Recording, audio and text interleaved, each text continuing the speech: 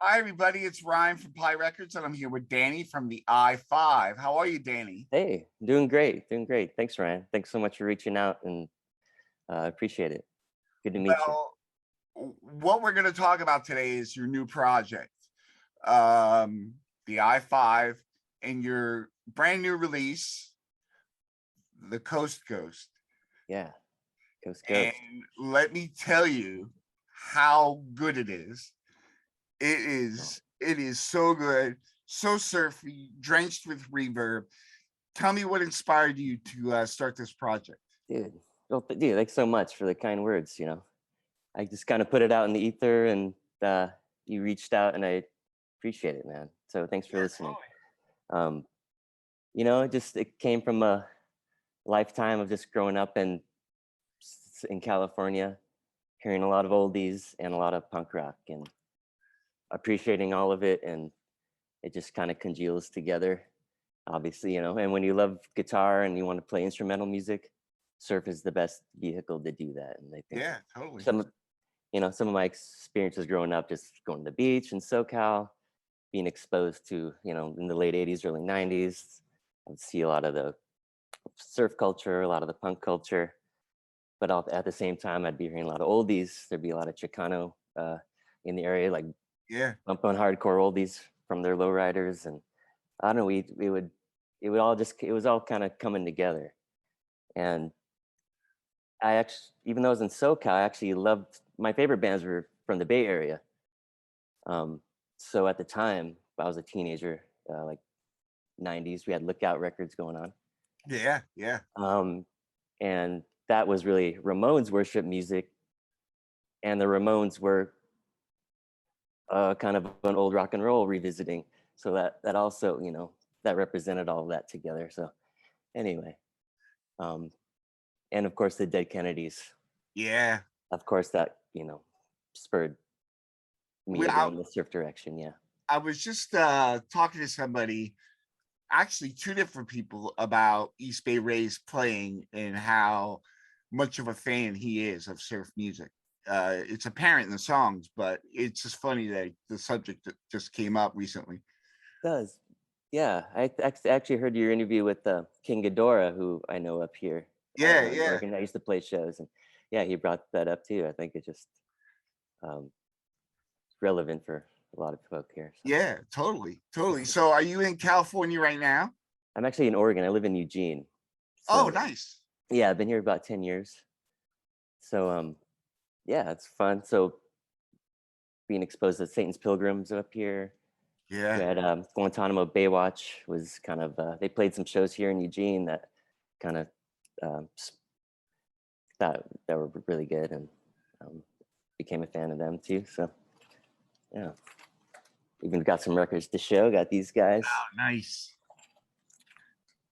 and of course we got the Surf Creature. Oh, that's awesome. So once we got into the Romulan comps, that really took you down the surf, pure surf, and a lot of the weirdo recordings. Yeah. So, Uh, so, oh, look at that. Guitar What's that Mood, one? highly recommended. Guitar Mood. This is like a compilation of a lot of kind of obscure world music, but you have like Takeshi Terauchi from Japan. So you have like cumbia music and all sorts of stuff. So instrumental guitar music, not just American, but there's all sorts of awesome guitar music from all over the world. Awesome. That, um, yeah, that is rad. So you told me you were going over to the record store today. Is that your personal? You own that record store? I don't own it, but I'm associated with it. My friends are, and I work here, and just it's kind of a home base for me. So yeah. So that is so awesome. Tell me about all the great music you get to listen to all day long.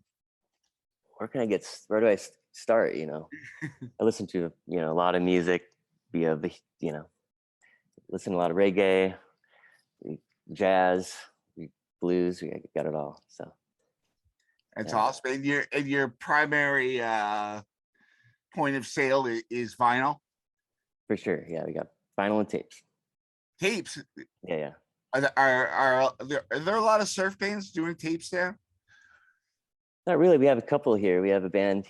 We have my band, Then we have the Ego Tones here in Eugene, and we also have a band Grand Rojo that's really good from Eugene. You should check out. Awesome. Awesome. Tell me about the artwork, which looks really cool for Coast to Coast. So what I noticed on it was there's ringwear on the artwork Yeah, as a vinyl. Is that me just imagining it, or was that intentional? that was intentional. Yeah, and it just a callback just to kind of have record appearance, you know. But It's it's yeah, awesome. thank you. Yeah, I don't know. I just had that image of in my head of the lone surfer, kind of with the yeah, I don't know, at one with the universe with the stars. So, Yeah, and I don't know, piece that together. nice. Yeah. Well, tell me about your background and some of the music you've been involved with. I mean, it's obvious you've been playing music for a long time because the guitar work is amazing. Yeah, thank you. Yeah, yeah. So tell me a little bit about your musical background. You know, started playing guitar when I was 10 years old. I had a couple uncles that played guitar. Some were like in a classic rock cover band.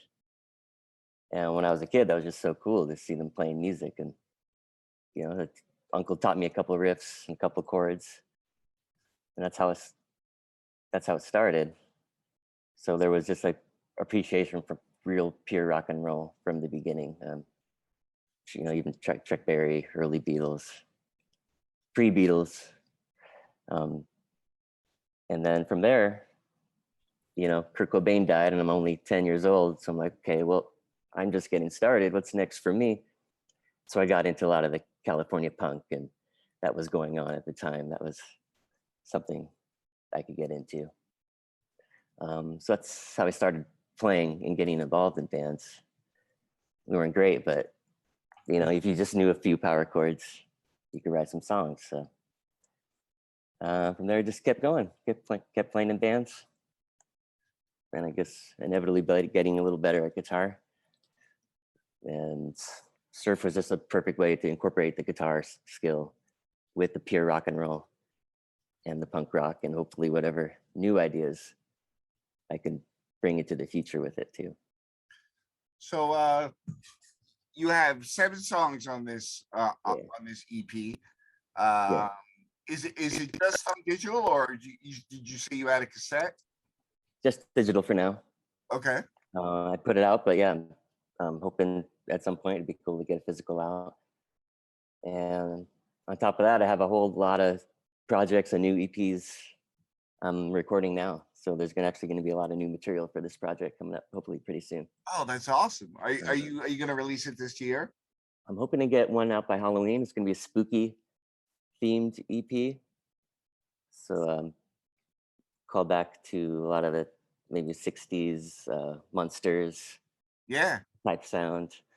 So yeah, we're going to do maybe hopefully 4 songs with that.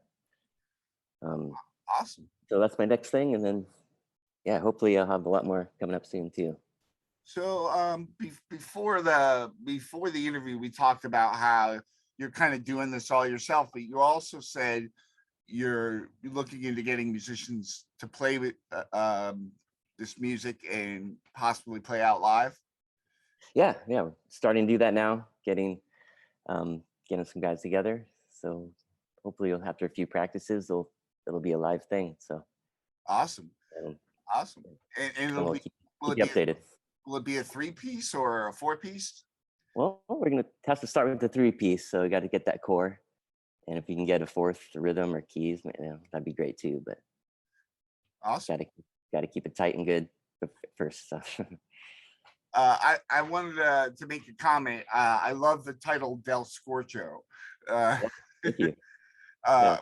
Being a Weezer fan, I immediately made the connection and went right to that track. Oh, cool. Yeah. I don't know if you have Del Taco out there in Texas. No, but I used to live in California, so okay. I used to eat there. Yeah. Okay. So the medium hot sauce is Del Scorcho, and you know when you're poor in SoCal as a kid, you end up going there a lot. So even So we end up, we have a Del Scorcho. It's close to the heart. Yeah, nice. So, um, tell me a little bit about where people can find your music. I know I found you on iTunes. Yeah. But if people want to connect with you and find out by like purchase a digital version directly from you, do you have a Bandcamp or something? Yeah, it's on Bandcamp. So we have the I5 .bandcamp.com, of course. And for those who maybe can't see, it's the I5, like eyeball, and 5 spelt out.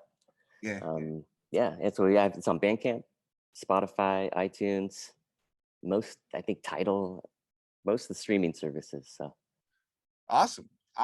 And how long did this project take you to get from conception to your release in March? Because I know once people get inspired, they tend to like dive in. Yeah, this one in particular was a kind of an accumulation over 5 years at least. I hadn't been playing with my last band for a few years. I had a lot, I have a lot of material, a lot of riffs out there in the ether, just waiting to go somewhere. So, and then we had COVID, of course. Yeah. So I had all these songs and not a band to play with. So I decided I'm going to put all these things together myself and start there. And if anyone else digs it, maybe they can join the band and see where it can go from there. Awesome. I'm glad you did that, because now I have a new favorite band to listen to. Yeah, I appreciate it. Yeah. Yeah, no problem. So before we go, is there anything else you'd like to talk about? The guitars you use, the instrumentation, how you built your songs, anything you want to talk about that I haven't asked about? I feel like I should shout out to my buddy Alex, who mastered it. Even though I recorded it and mixed a lot of it myself, he's an awesome dude, and he did a great job. He's a pro. He works down at Village Studios, and he actually just won a Grammy for working on John Baptiste's album. Wow. So the reason it sounds so good, I have to shout out to him for sure. And it does sound really good. Yeah, so I hope everybody checks it out. For sure. Thank you so much, Danny. I really enjoyed talking to you. Before we go, I want you to show me that guitar behind me. Oh yeah. Yeah, this is my new toy, so you got to show it off, Oh, look at that. This is a semi-official Mosrite. It's actually a Minister. It has real Mosrite parts, but it just went to some other factory, and it's 70s Japan made, and I don't know, it's fun. Is that what you used on the recording? I didn't actually. I just got this recently, but I just use Fenders. I'm actually mostly a Fender guy, so American Fender Strat. Yep. That's a great amp. Maybe I can tell you about my gear more specifically soon, but Fender amps and Fender guitars, and it's a Strat. It's a Strat on if anyone's curious. Yeah, that's why it sounds that way. Awesome. Thank you so much, Danny. Love that Mosrite. I'm a huge Fender guy myself, and so I could totally relate. Love your music, man. Thank you so much for coming on the show. Thank you for reaching out again. I really appreciate your interest, and I'll talk to you soon.